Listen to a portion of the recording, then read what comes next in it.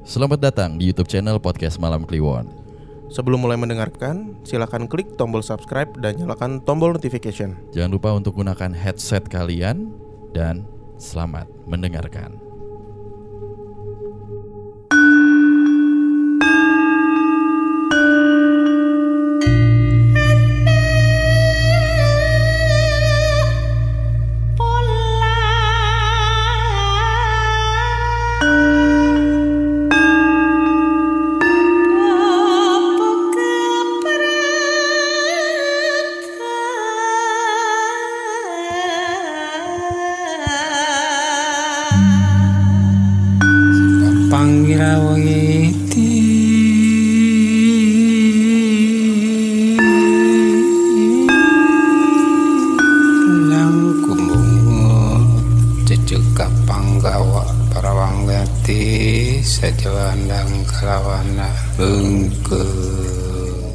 Assalamualaikum warahmatullahi wabarakatuh. Shalom. Gue Enggak, beda program dong. beda program ya. Kemarin masuk ya tapi ya. Apa tuh? Tapi gue sebel nonton lu yang di Dedi. Kenapa? Kayak anak tiri lu ya ditaruh situ. Harusnya Kristo yang paling muda. Bukan gitu, Pak. Apa? Oh, dilihat dari verified-nya. Yoi. Belum selesai salam kita. Assalamualaikum warahmatullahi wabarakatuh. Shalom. Om Swastiastu. Namo Buddhaya. Salam kebajikan. Yoi, balik lagi di YouTube channel Podcast Malam Kliwon yang sudah menembus seperempat dari seperempat apa ya? Subscriber kita berapa sih? 26.000. Jadi gini teman-teman, kita mau Yoi. cerita dikit ya. Kita tuh sebetulnya punya rencana di bulan September ini untuk lebih bervariasi lah YouTube-nya. Cuman gara-gara PSBB ini Lagi dan lagi ya. kita akhirnya ya udah menemani teman Kliwon dengan seperti ini aja. Masih Berduaan. bertiga dengan ini nyiblorong. gitu. Sebetulnya udah kita persiapkan. Udah Udahlah konsep baru, cuman ya mau dikata apa. Tapi teman-teman selalu jaga kesehatan ya. Saya sering rapid, Mas Danu sering rapid saya juga test. kemarin baru swipe up. Bukan swipe left. Swab test. Tapi Mas Danu belum Apa? swipe up ya? Belum. Oh, Belum bisa swipe up. Sedih sekali. Dikasih skrip. Kak, Iya. Swipe up buat berinfo. kalau saya verified memang susah dari Instagram. Swipe up gampang banget, Mas. Siap, Bang. Saya juga malu terkadang. Ya. Oke. lah. Tadi lagi ngomongin apa? Oh, ini masalah jaga kesehatan, jaga jarak juga, pakai masker. Kita berdua selalu rapid berkala, tes, terus kalau keluar rumah juga menjalankan protokol kesehatan. Betul. Karena mungkin di 2 bulan lalu masih yang kena lu nggak kenal gitu. Mana saudara-saudara gue atau orang-orang terdekat gue nggak ada yang kena COVID. Betul. Nah, di momen ini, di minggu-minggu ini udah mulai tuh dari circle-circle terdekat kita yang ternyata kena juga. Bahkan kondisinya juga ada yang sampai parah gitu ya. Betul. Jadi jangan disepelein lah. Kita ya pokoknya gitu deh. Oke. Oke. Apalagi ya? Di Spotify jangan lupa dengerin, kita udah mau sampai episode 100. Betul.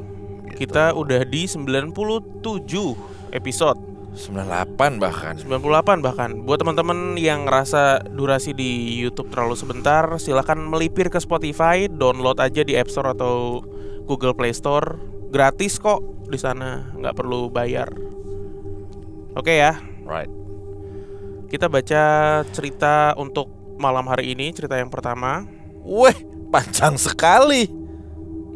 Gua dulu aja. Mantap ini. Gua? Mau yang itu langsung. Yang mana sih? Oh iya, boleh Mas Dan dulu deh. Oke. Halo Kak Bimo, Kak Danu, dan semua para pendengar podcast Malam Kliwon. Aku mau cerita pas aku dan kawan-kawan mendaki di Gunung Arjuna. Dalam rombongan hanya aku yang cewek. Kebetulan kami sudah bersahabat dari kecil. Ini bukan pertama kalinya kami mendaki Arjuna. Tapi bagiku ini aku pertama kali melewati via Tretes. Ini Tretes apa Tretes ya bacanya? Tretes tuh kalau Jakarta kita ke Puncak yuk, gitu. Kalau Surabaya kita ke Tretes yuk, gitu. Oke. Adek gue pernah tenggelam di Tretes. Serius si Dito? Iya. Oke, kita cerita dulu ya. Jadi jalur ini terkenal dengan medan yang makadam dan sangat nanjak. Makadam tuh apa ya? Coba udah. Cerita. Gua kumpulin. Karena aku belum tahu jalurnya, aku diposisikan di tengah rombongan. Perjalanan berangkat aman sampai di camp area Kop-Kopan. Kami bermalam di sana dan lanjut keesokan harinya. Malam itu saya sharing dengan pendaki lain yang baru aja turun. Mbak, biasanya kesini via mana? Saya sebetulnya baru kali ini mas via Tretes, biasanya via Purwosari. Oh itu yang angker ya mbak? Ah enggak mas, itu banyak tempat sembahyang orang yang menganut kepercayaan kejawen aja. Yang penting sopan kitanya. Di sini ya angker mbak, ada makam di sekitar jalur ini. Ah tapi pamalilah cerita di gunung. Yang gak lama pembicaraan itu berakhir. Keesokan harinya kami bersiap berangkat menuju pondokan, yaitu pos 3. Perjalanan kurang lebih 8 jam normalnya. Karena aku yang kelelahan, perjalanan molor sampai mau maghrib. Kami masih sampai di Tanjakan Jancuk. Orang-orang menyebutnya dan harus melewati beberapa alas lagi di atas. Beberapa pendaki yang melewati kami memberi semangat. Ayo mbak, jangan sampai maghrib mbak, masih di sini. Lalu aku cepetin langkah. Akhirnya sampai di pos 3.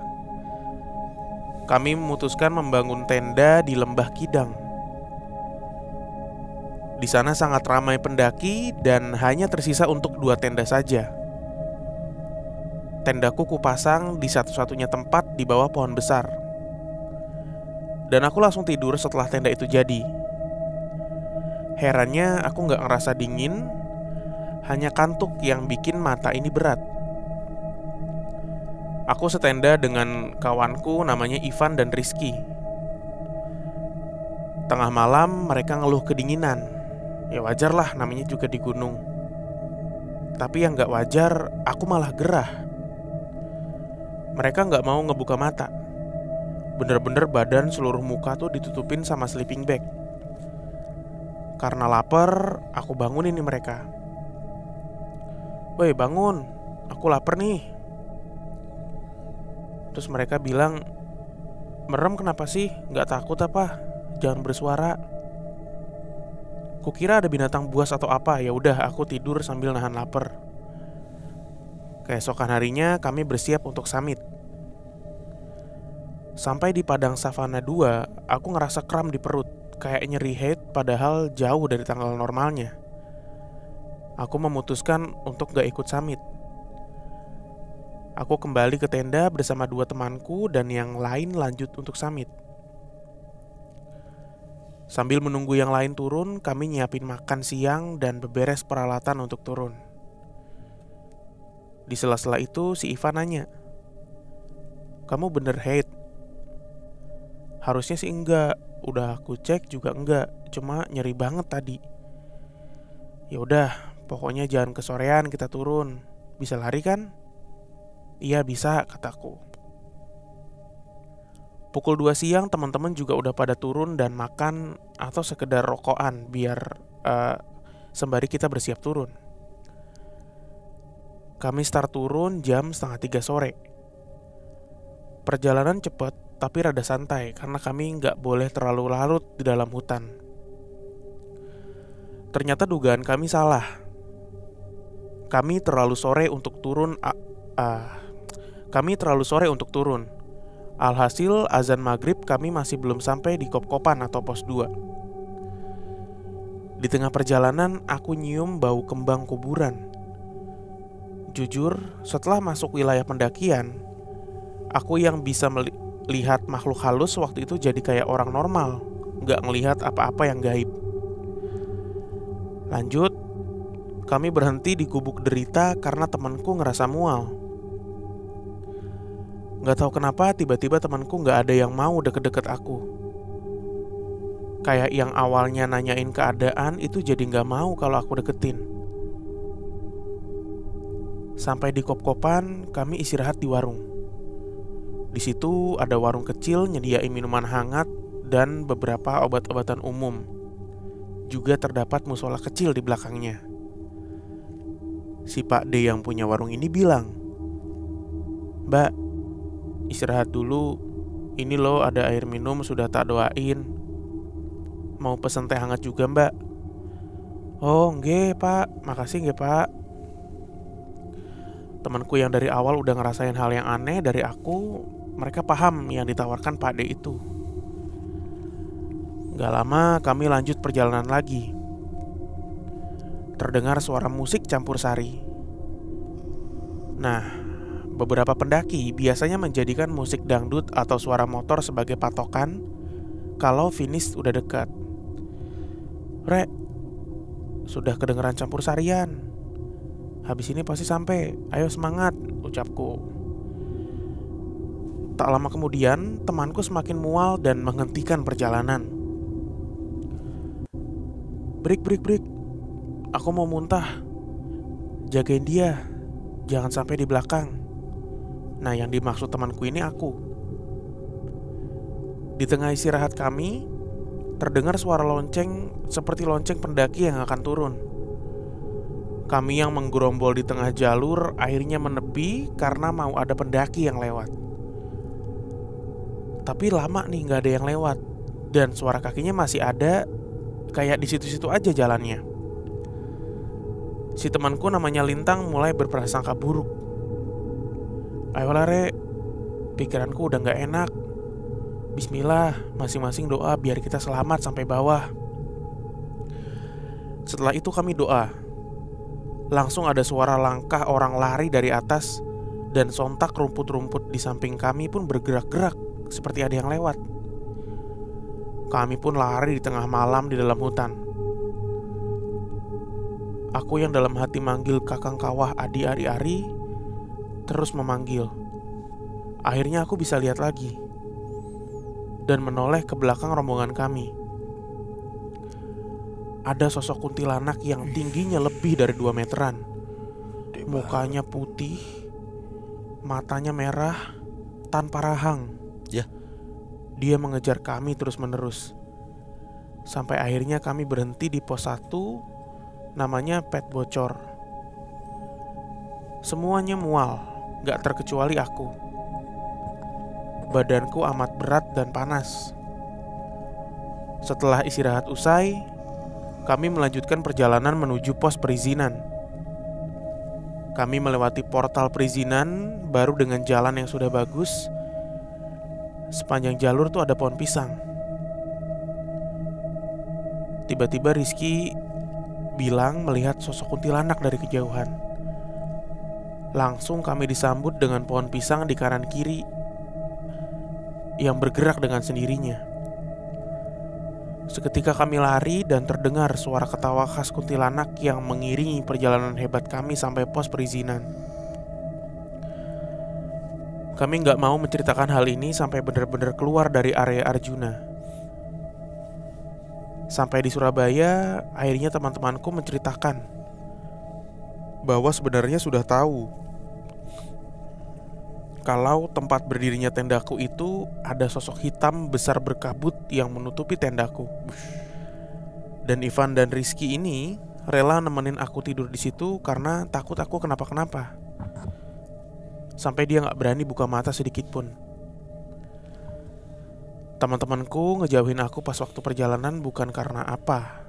Ternyata mereka ngelihat wajah aku yang pucet kayak gak bernyawa. Dan hawanya panas, berat, kerasa gitu kalau makin kedekat aku. Tapi mereka tetap berusaha ngejagain. Dan suara campur sari itu ternyata suara gamelan yang horor dan terkenal di jalur itu. Biasanya terdengar untuk menyesatkan pendaki yang lewat malam-malam. Dan tempat aku mencium bau kembang kuburan adalah tempat yang gak jauh dari makam pendaki yang meninggal di lereng Arjuna. Sekian ceritaku saat pendakian. Sudah puluhan kali dan banyak gunung yang kujelajahi, tapi menurutku ini yang terseram. Semoga teman-teman pendaki lainnya tetap menjaga sopan santun saat berada di alam bebas. Terima kasih. Cewek lo ini loh. Cewek ini, Tukang naik gunung. Pendaki nih. Banyak istilah yang gua nggak paham sebenarnya. Apa tuh? Apa aja ya tadi ya? Makadam tuh Makadam tuh apa leh? jalur. Jadi gini nih, gua udah dapat. Makadam adalah jalan tanah atau jalan batu yang dikeraskan dan diperhalus permukaannya dengan pasir atau tanah. Ditemukan oleh John Loudon Macadam. Oh, dia dari nama orang. Gitu. Jadi jalannya tuh batu-batu gitu. Oke. Gila. Hampir berapa ya? 40% mungkin atau 50% cerita podcast Malam Kliwon tuh dari pendakian ya, dari gunung. Dari gunung. Kita nambah satu gunung lagi yang belum pernah diceritakan, yaitu Gunung Arjuna. Tepatnya di mana sih dia? Tertretes tadi. Coba aja lu.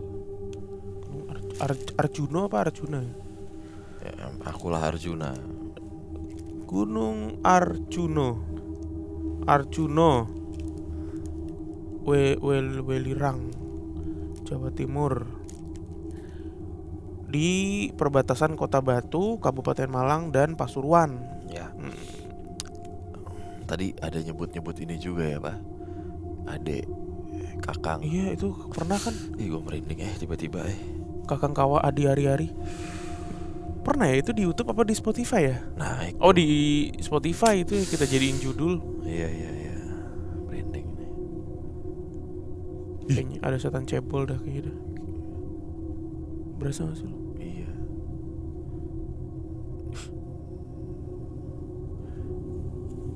Fix ini ada setan cebol ini. Terus gimana kalau cebol sih? Yang ketangkap CCTV no. Yang di media-media di Instagram, yang bayangan putih gitu. Ini ngomongin soal setan cebol ya. Dengerin deh di Spotify episode 96. Itu ada satu cerita yang datang dari radio swasta di Jakarta. Betul. Teman kita yang cerita Mazul. Oh iya tuh. Serem banget itu. Banyak sekali pengalaman mistisnya dia selama kerja di situ. Karena gedungnya gedung tua sih. Gedung pertama di Jakarta ya? Emang iya. Iya sih. Iya kan katanya begitu. Serem tuh, teman-teman dengerin deh. Kakak. Tadi setannya baru juga gue denger tuh. Apa itu? Kuntilanak gede nggak ada rahang. Nggak ada rahang tuh berarti coblos aja gitu.